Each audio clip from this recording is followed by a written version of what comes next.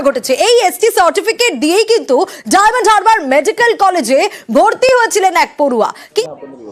আজকে পশ্চিমবঙ্গ আদিবাসী কল্যাণ সমিতির পক্ষ থেকে ডায়মন্ড হারবার মেডিকেল কলেজের প্রিন্সিপালের কাছে আমরা ডেপুটেশন দিলাম।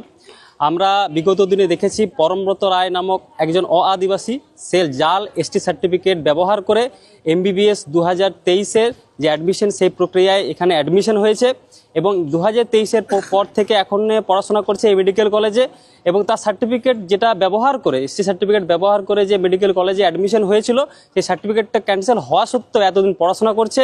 এখানে কোনো প্রিন্সিপাল বা কোনো আধিকারিক বা কোনো tribal development department BCW officer বা ওয়েস্ট বেঙ্গল মেডিকেল কাউন্সিল যাই বলেন সবাই জানে, কিন্তু না জানার ভান করে এতদিন পর্যন্ত পড়াশোনা করার সুযোগ পেয়েছে। ক্যান্ডিডেটও নিজেও জানে যে তার সার্টিফিকেট ক্যান্সেল হয়েছে, কিন্তু কারচুপি করে লুকিয়ে তার সার্টিফিকেটটার যে ক্যান্সেল হয়েছে কোনো অথরিটিকে জানায়নি। সে জানে যে এখানে জানালে তার সার্টিফিকেট ক্যান্সেল হয়েছে, এটা জানালে সে তাকে এখান থেকে কলেজ থেকে বের করে দেওয়া হবে।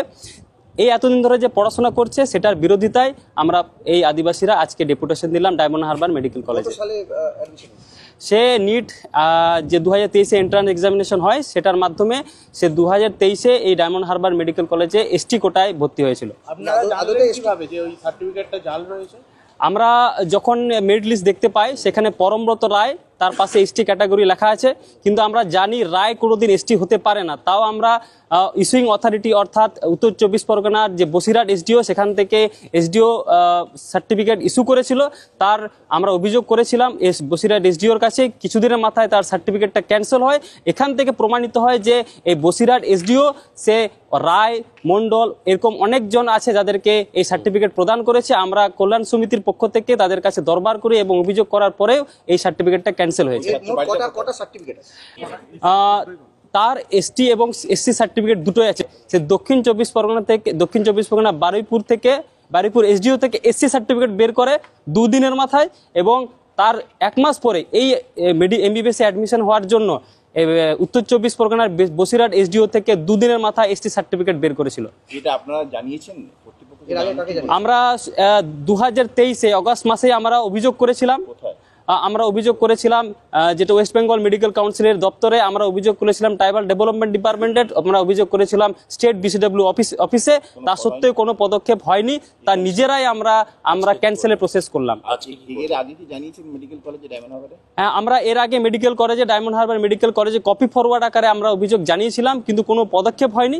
আমরা নিজেরাই সার্টিফিকেটটা ক্যান্সেল করে আজকে এই মেডিকেল কলেজে জমা দিলাম যাতে ইমিডিয়েট তাকে কলেজ থেকে রাস্টিকেট করা হয়। কিভাবে ক্যান্সেল করবে? আমরা ইস্যুইং অথরিটি যেখান থেকে সার্টিফিকেট ইস্যু হয়েছে বসিরহাট SDO সেখানেই আমরা অভিযোগ করি যে এই রায় নামক কোনোদিন আদিবাসী হতে পারে না। সেই মোতাবেক সেখানে তদন্ত হয় এবং তদন্ত হওয়ার পর সেখানে বসিরহাট SDO থেকে তার ST সার্টিফিকেট ক্যান্সেল হয়। আজকে কি করলেন?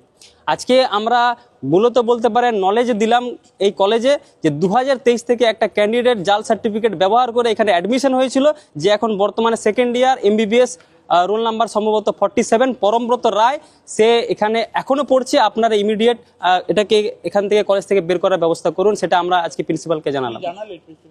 প্রিন্সিপাল বলেছেন তিনি ঊর্ধ্বতন কর্তৃপক্ষকে জানিয়েছেন এবং ঊর্ধ্বতন কর্তৃপক্ষ থেকে যে ডাইরেকশন আসবে সেই ডাইরেকশন অনুসারে সেটা তিনি এক্সিকিউট করবেন। আমরা বলেছি শুধু এক্সিকিউট নয়, আমরা তার প্রপার যেন ইনফরমেশন পায়, না হলে পরবর্তী পদক্ষেপ আমরা চিন্তা ভাবনা করব। আমার নাম হিরণময় হাসদা, পশ্চিমবঙ্গ আদিবাসী কল্যাণ সমিতি রাজ্য যুব সম্পাদক।